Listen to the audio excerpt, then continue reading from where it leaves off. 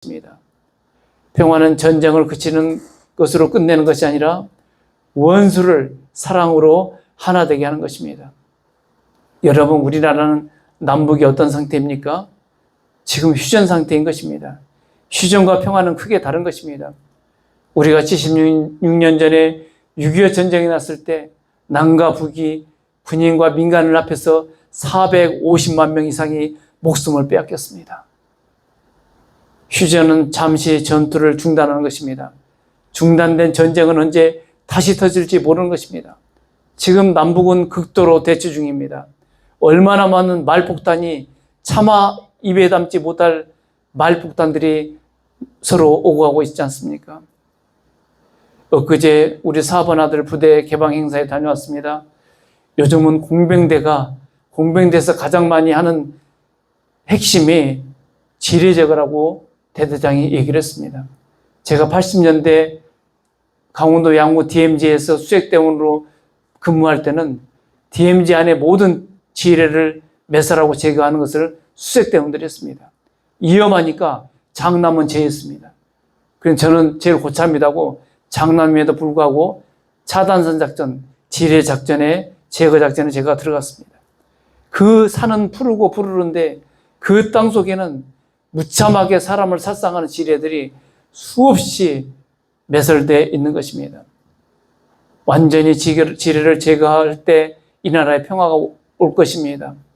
우리가 이 세상에 살아가도 보이지 않는 지뢰들이 여기저기 있는 것입니다. 누가 지뢰인 것입니까? 평화를 깨는 사람들이 바로 지뢰인 것입니다. 언제 폭발해서 언제 우리에게 살상무기로 돌변할지 모르는 것입니다. 우리는 그런 사람들을 늘 경계를 해야 될 것입니다. 성경에서 말하는 평화는 결코 문제를 회피하지 않습니다. 성경의 평화는 문제를 정복하는 평화인 것입니다. 성경의 평화는 끊어진 다리를 다시 놓는 평화인 것입니다. 이 세상에서 오직 성경적 평화만이 참된 평화인 것입니다. 그래서 야고보 3장 17절에서는 오직 이로부터 난 지혜는 첫째 성결하고 다음에 화평하고 관용하고 양순하며 긍휼과 선한 열매가 가득하고 편견과 거짓이 없나니 화평하게 하는 자들은 화평으로 심어 의의 열매를 거두느니라. 평화는 결코 누군가의 관계를 희생해서 얻어지는 것이 아닌 것입니다. 어느 한 사람을 희생해서 얻어내는 결과물이 절대 아닌 것입니다. 두 사람이 싸우고 있습니다. 왜 싸웁니까? 그것은 죄 때문에 싸우는 것입니다. 더 가지려고 싸우는 것입니다. 죄를 제거하면 싸움도 끝나는 것입니다. 두 사람이 자신의 죄와 실수 그리고 서로에 대한 증오와 잘못을 깨닫고 이것들을 하나님 앞에 내어놓고 바로잡지 않는다면 화해할 수 없는 것입니다. 여러분, 러시아와 우크라이나가 몇 년째 전쟁을 하고 있습니다. 러시아 땅이 얼마나 넓습니까? 저 북한 땅으로 접견해서 저 유럽까지 펼쳐있는 게 러시아 땅인데 그 땅을 좀 더 뺏겠다고 싸우고 있는 것입니다. 우리 인간이 그런 존재인 것입니다. 러시아도 기독교 국가고 우크라이나도 기독교 국가입니다. 그런데 어찌하여 예수를 믿는다고 하는 사람들이 예배를 드린다고 하는 이 족속들이 그렇게 싸우는지 저 짧은 상식으로는 이해가 되지 않습니다. 우리가 회개 합당 열매를 맺을 때 청결함을 깨끗할 때 평화가 찾아오는 것입니다. 화평한 쌍방간이 청결할 때, 즉 서로 죄를 고백할 때만 관계의 열매, 의의 열매, 평화의 열매를 맺을 수 있는 것입니다. 세상에서 참으로 화평케 하는 사람들은 인간의 기준을 하나님의 기준으로 이끌어내는 사람들인 것입니다. 우리 인간의 기준을 정해놓고 싸움이 시작됩니다. 그러나 이게 하나님의 기준으로 도달했을 때 그 갈등과 전쟁은 끝나는 것입니다. 이 세상에 어떤 애교관이나 대사들이나 왕이나 대통령도 결코 완전한 평화를 가져올 수 없습니다. 팔복에 처음 6복을 따르지 않는다면 결코 우리는 화평케 하는 자가 될 수 없을 것입니다. 우리는 심령이 가난한 자들에게 평화가 임할 것입니다. 애통하는 자에게 평화가 임할 것입니다. 온유한 자에게 평화가 임할 것입니다. 의에 지르고 목마른 자들에게 하나님의 평화가 임할 것입니다. 또한 궁일에 여기는 자에게 하나님의 평화가 임할 것입니다. 마음이 깨끗하고 청결한 자에게 하나님의 평화가 임할 것입니다. 히브리서 12장 14절에서는 모든 사람과 더불어 화평함과 거룩함을 따르라. 이것이 없이는 아무도 주를 보지 못하리라. 모든 사람과 더불어 화평과 거룩함을 따르라. 이것이 없으니는, 이것이 전제되지 않고서는 아무도 주를 보지 못한다고 얘기를 하는 것입니다. 얼마나 많은 교회 공동체도 분쟁이 있습니까? 그러면서도 예배를 드리는 것입니다. 왜? 진리를 모르기 때문에. 이 화평함과 거룩함이 없는 곳에 주님이 임재하시겠습니까? 평화와 청결함은 분리할 수 없는 것입니다. 평화와 하나님의 의의 관계를 떼어놓을 수도 없는 것입니다. 주님께서 10장 34절 마태복음에서 내가 세상에 화평을 주러 온 줄로 생각하지 말라. 화평이 아니요 검을 주러 왔노라. 예수께서 제자들을 세상에 파송하시면서 전하신 이 말씀은 겉으로 보면 평화의 왕으로 오신 예수님의 성품이나 피스메이커의 가르침과는 완전히 반대되는 구절처럼 보이는 것입니다. 왜 칼을 주러 오신다고 했을까요? 칼은 진짜 전쟁이나 무력을 뜻하는 것이 아니라 여기서 말씀하신 예수님의 칼은 진리로 인해서 분리와 결단을 상징하는 것입니다. 선과 악을 나누는 칼인 것입니다. 예수님이 선포하신 복음, 말씀이 이 세상에 들어오게 되면 진리를 받아들이는 사람과 예수님의 말씀을 거부하는 사람 사이에 영적인 분열 현상, 지진이 일어난 것입니다. 복음은 세상의 불이나 거짓 평화와 타협하지 않기 때문에 필연적으로 반드시 충돌을 일으키게 되는 것입니다. 앞에서 말씀드린 것처럼 세상이 말하는 거짓 평화는 문제나 갈등을 덮어두기 위해 죄와 불의와 타협하는 상태인 것입니다. 그러나 예수님이 주시는 참된 평화는 죄를 드러내어 잘라내고 하나님과의 관계가 완전히 회복됨으로써 얻어지는 근본적인 평화인 것입니다. 이렇게 예수님이 주러 오신 검은 거짓 평화의 껍데기를 찢고 참된 진리와 생명으로 나아가게 만드는 거룩한 수술도구 같은 역할을 하게 된 것입니다. 예수님이 되시는 칼은 청결의 칼이며 의의 칼이며 거룩한 칼이기 때문입니다. 로마서 12장 18절에 할 수 있거든 너희로서는 모든 사람과 더불어 화목하라. 이 공고의 말씀은 부단하게 자기를 경계하고 성실한 기도 생활을 할 때만 너희는 모든 사람과 더불어 화목할 수 있다는 얘기입니다. 인간은 언제나 죄를 범하지 않을 수 없는 상태입니다. 우리가 죄를 범하고 평화가 깨지게 되면 행복하게 사는 것이 불가능합니다. 왜? 인간들은 본래부터 다투기 좋아하는 기질들이 있는 것입니다. 어떤 소동이나 소란이 일어날 때 우리는 그것의 원인이 내한테 있는지 주님 앞에 내 자신을 열심히 살펴봐야 될 것입니다. 만일 내 안에 평화를 깨는 문제가 있다면 주님께 죄를 고백하고 죄를 범하게 한 자들과 화해하기를 구해야 될 것입니다. 만일 화평하게 하는 자는 복이 있다라는 말씀이 사실이라면 당연히 화평을 깨뜨린 자는 저주를 받는다라고 우리는 생각해 볼 수 있습니다. 특별히 우리는 살아가면서 왕관 신앙이나 다투기 좋아하는 기질을 가진 사람들을 늘 멀리 해야 될 것입니다. 우리가 그들과 가까이에서 얻을 수 있는 것은 갈등밖에 없는 것입니다. 우리가 하는 하나님의 일들은 너무나 신성한 일들입니다. 우리가 교회에서 봉사합니다. 이것은 내 일입니까? 하나님의 일인 것입니다. 가정에서도 가정을 섬깁니다. 내 일입니까? 아닙니다. 이것도 하나님께 세우신 가정의 일을 하는 것입니다. 이러한 모든 일, 또 우리 직장에서 일을 합니다. 이것은 내가 돈만 벌기 위해서 하는 것입니까? 아닙니다. 하나님께서 나에게 은사와 달란트를 통하여서 이 사회, 이웃을 섬기는 것입니다. 그래서 우리가 하는 모든 일들은 다 신성한 일들인 것입니다. 이러한 신성한 일터에서, 가정에서, 교회에서 우리가 옆에 사람에게 트러블 메이커로 살아갈 때, 그렇게 남을 부추기면서 일을 할 때 하나님이 우리 하는 일에 열매를 주시겠습니까? 절대 그렇지 않습니다. 기쁨으로 해야 될 것입니다. 그래서 우리는 평안에 매는 줄로 성령이 하나 되게 하는 것을 힘써 지키라. 에베소 4장 말씀을 늘 기억해야 될 것입니다. 성령이 나와 하나가 됐을 때만 우리는 늘 평안한 사람으로 피스메이커로 살아갈 수 있는 것입니다. 우리가 아무리 사람 보기에 큰 업적을 쌓았다 할지라도 평화가 없는 탑은 바벨탑에 불과한 것입니다. 바울은 고전 14장 33절에서 하나님은 무질서의 하나님이 아니요 오직 화평의 하나님이라고 얘기를 했던 것입니다. 평화가 깨지게 되면 그 공동체는 질서가 없어지는 것입니다. 오직 전쟁만 있고 미움만 있고 시기만 있을 뿐입니다. 하나님은 평화의 창시자이며 평화의 조성자이며 평화의 뿌리이신 것입니다. 하나님 없이는 평화도 없는 것입니다. 신약 성경은 하나님의 평화의 하나님이라는 말씀들로 가득 차 있는 것입니다. 로마서 15장 33절에 평강의 하나님께서 너희 모든 사람과 함께 계실지어다. 하나님은 모든 사람이 평강 가운데 살기를 원하시는 것입니다. 또한 데살로니가서 3장 16절에서 평강의 주께서 친히 때마다 일마다 너희에게 평강을 주시고 주께서 너희 모든 사람과 함께 하시기를 원하노라. 하나님은 우리에게 우리가 성령 충만할 때 항상 때마다 anytime 그리고 어떤 일마다 우리에게 평강을 주신다고 약속을 하셨습니다. 왜 이렇게 우리를 때마다 일마다 평강을 주십니까? 왜? 모든 사람과 함께 하시기를 원하기 때문에 그런 것입니다. 하나님만이 완전한 평화인 것입니다. 과연 누가 평화의 조성자입니까? 어느 이혼 법정에 들어섰습니다. 티격태격 한 부부가 싸우고 있습니다.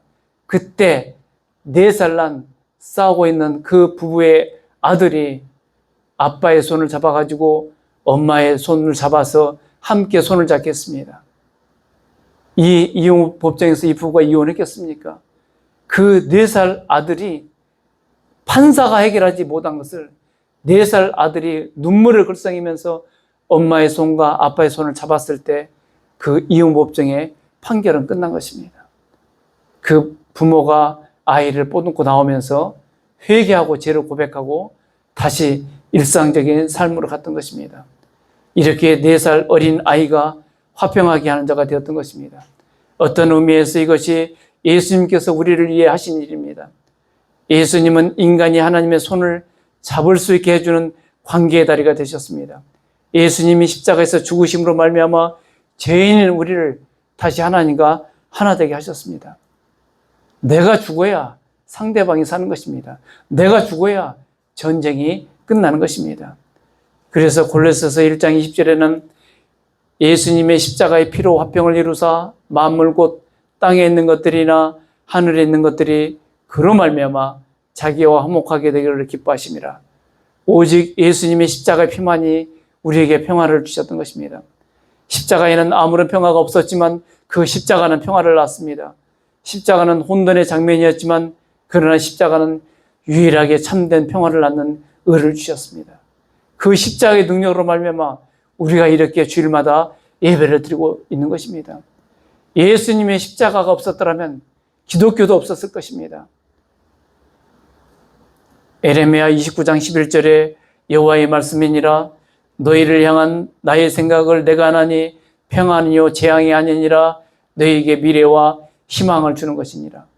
하나님께서 우리를 향한 소망은 재앙이 아니라 평안이라고 얘기를 하고 있는 것입니다. 또한 우리에게 미래와 희망을 주는 것이라고 에레미야서는 얘기를 하고 있는 것입니다. 요한복음 16장 33절에 너희로 내 안에서 평안을 누리게 하려 함이라 세상에서는 너희가 환난을 당하나 담대하라 내가 세상을 이겼노라. 우리가 예수 그리스도 안에 있을 때만 평안을 누리게 되는 것입니다. 우리는 그리스도인들은 주님 안에 거합니다. 평안은 오직 예수 그리스도 안에서만 찾을 수 있는 것입니다. 세상에 아무리 많은 근심과 걱정이 있더라도 평강의 왕을 아는 사람, 평강의 하나님이 주시는 평강의 성령이 늘 내 속에 내주하는 사람의 영혼에는 늘 평화가 임한 것입니다. 인생의 어떤 폭풍 가운데서도 결코 요동치지 않은 그런 안식과 평화를 갖고 있는 사람들인 것입니다. 그렇다면 우리가 평화의 기질을 발전시키기 위해서 우리는 첫 번째로 늘 겸손을 구해야 될 것입니다. 왜 전쟁이 일어납니까? 교만하기 때문에 일어나는 것입니다. 우리는 늘 교만을 절대 반대해야 될 것입니다. 주님, 우리가 늘 겸손한 사람이 되게 하여 주시옵소서. 이렇게 늘 주님께 고백을 해야 될 것입니다. 우리가 겸손한 사람 되려면 어떻게 해야 됩니까? 나는 아무것도 아니라는 것을, 나는 죄인인 것을 늘 주님 앞에 고백할 때만 우리는 겸손한 사람이 되는 것입니다. 그럴 때만 우리는 다른 사람을 판단하지 않는 것입니다. 또한 우리는 반드시 온유함을 구해야 될 것입니다. 팔복에서 온유한 자는 복이 있나니 그들이 땅을 기업으로 받을 것이며 온유한 사람은 타자의 마음을 얻게 되는 것입니다. 타자의 마음속으로 들어가는 것입니다.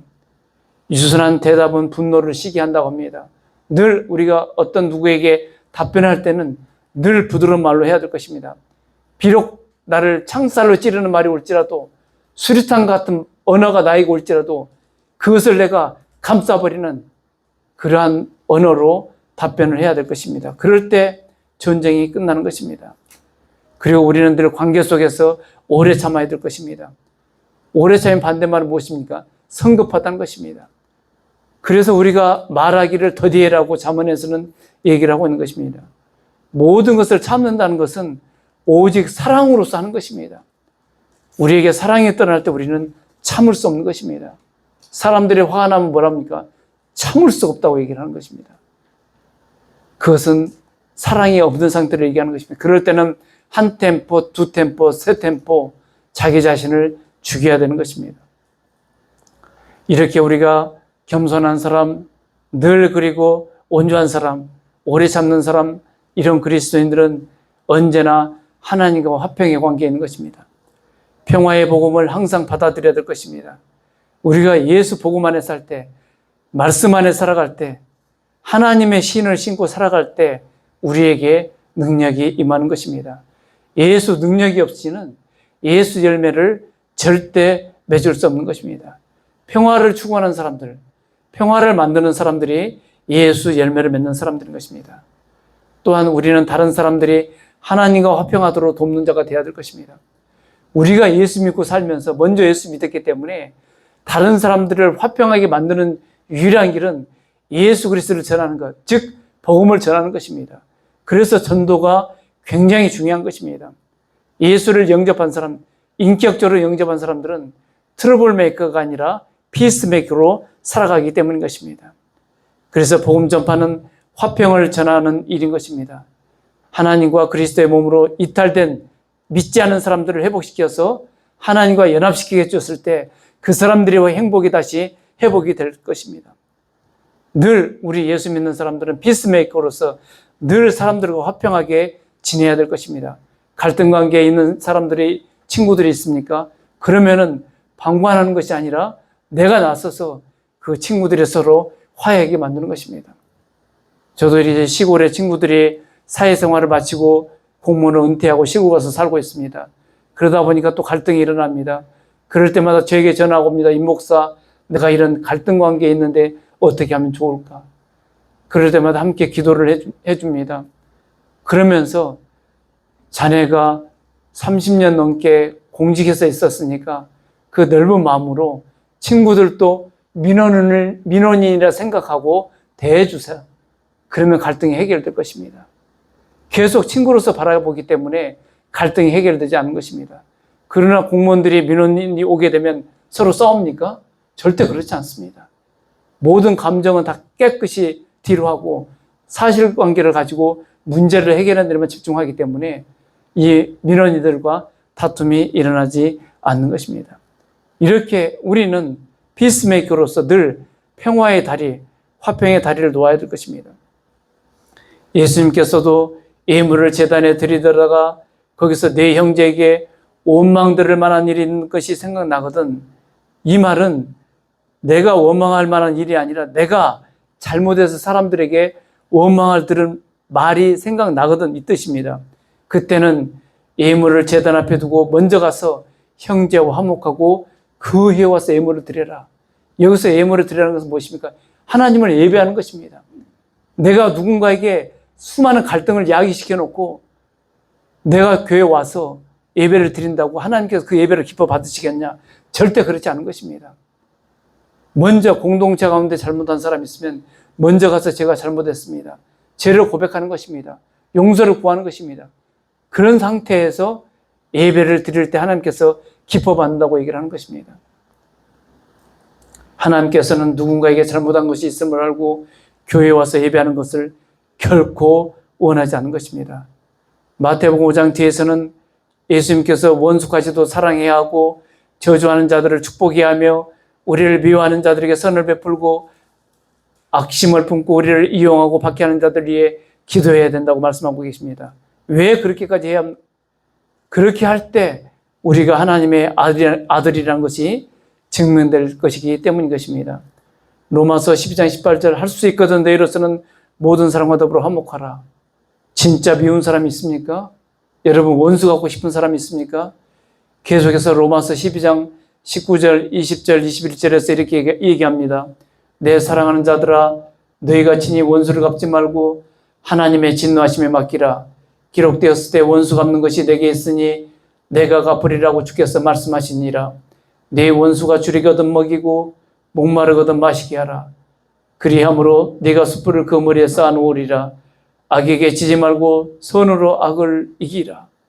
원수 갚는 것은 내가 하는 것이 아니라 하나님께 맡기라는 것입니다.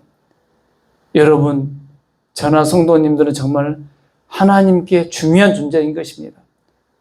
우리는 하나님의 아들이라 딸이라 불리는 존재들인 것입니다. 베드로전서 2장 9절에서 너희는 택하신 족속이요 왕같은 제사장들이요 거룩한 나라요 그의 소유가 된 백성이니 이는 너희를 어두운 데서 불러내어 그의 기이한 빛에 들어가게 하시니 아름다운 덕을 선포하게 하려 하심이라. 저와 여러분들은 하나님의 택하신 백성인 것입니다. 왕같은 제사장입니다. 구별된 나라라고 얘기를 하고 있는 것입니다. 우리를 하나님의 나라, 즉 천국 나라의 백성으로 삼으신 것은 거룩한 나라로 만들기 위해서, 즉 평화의 나라 백성으로 만들기 위해서 우리에게 오시고 말씀을 하고 있는 것입니다.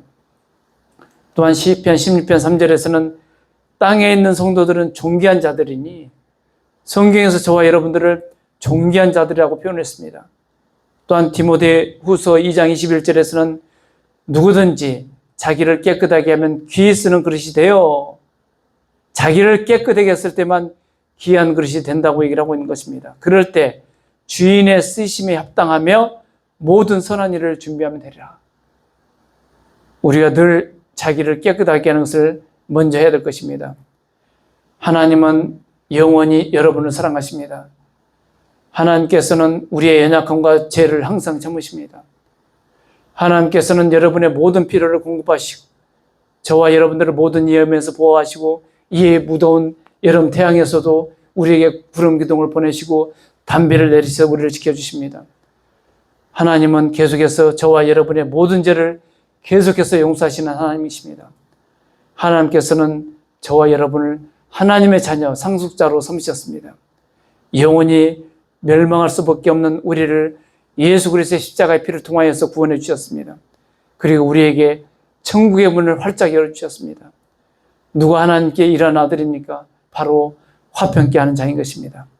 피스메이커로 가는 곳마다 예수 열매 주렁주렁 맺는 여름 시즌 되시기를 간절히 축원드립니다. 화평케 하는 자는 복이 있나니 그들이 하나님의 아들이라 일컬음 받을 것이며 이 은혜가 함께 하시기를 간절히 축원드립니다. 아멘.